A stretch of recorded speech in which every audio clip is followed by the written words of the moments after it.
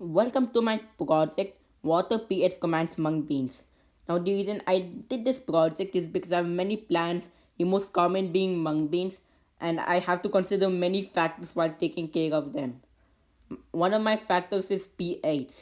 pH is a scale showing how acidic or alkaline a substance is. So my question was, how does the pH of water affect mung plant germination growth?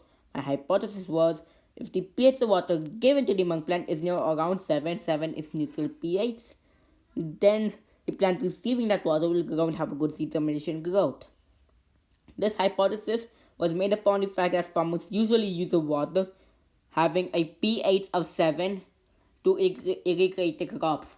Additionally, humans and many other organisms, including mung plants, need a pH of 7 to survive, with mung plants it being varied from 6 to 7.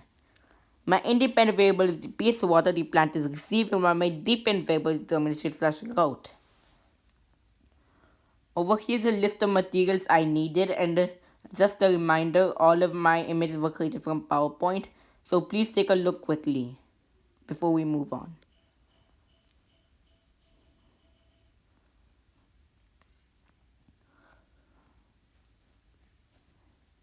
I used 14 containers in which I put 1 cup of soil and 12 seeds in each.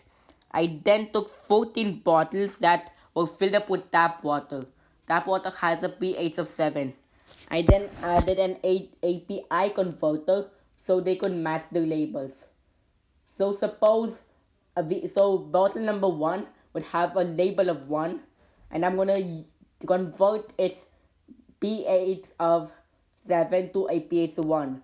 Bottle number 2 will have the same thing, except now its label would be 2 and its pH would be converted to 2. Anyway, after I changed the pH of every bottle, I matched the container and the water, and then I gave 15 ml every day. I then recorded the data every alternative day. This is a figure showing the different pHs I used.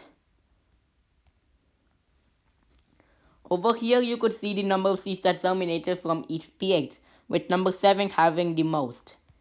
And this is a graph showing the number of seeds that germinated at each pH.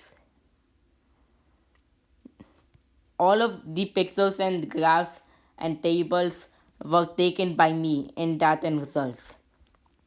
This is the average plant height, and as you could see, from 6 through 9 they have a good plant height, while 8 has the best, which will later be outgrown by 7 after the experimented ended and the results were submitted.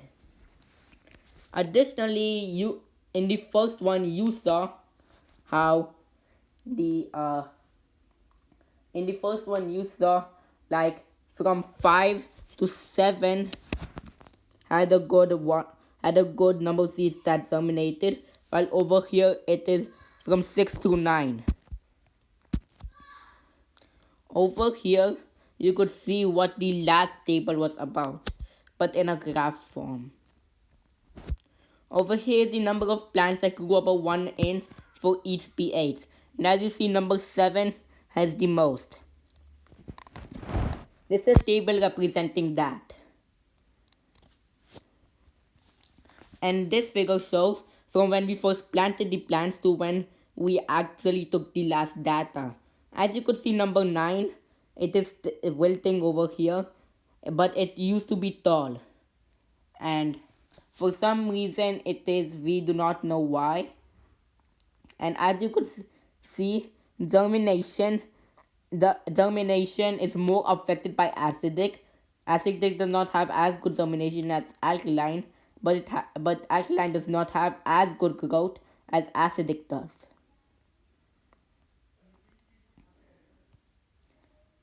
So we discussed our results, and from noting, and we noted how acidic affects the germination more, and alkaline. So, in conclusion, we could see that my hypothesis was correct, and the thing I was trying to test was if alkaline and acidic helps more than neutral. But as it turns out, neutral helps more than acidic or alkaline, making my hypothesis correct. This information could be useful to those who are working in agricultural fields. This also benefits those who are working on environmental health concerns regarding acid rain in our food supply. These are my citations and bibliographies that helped me during this project. Thank you for going through my project and listening to what I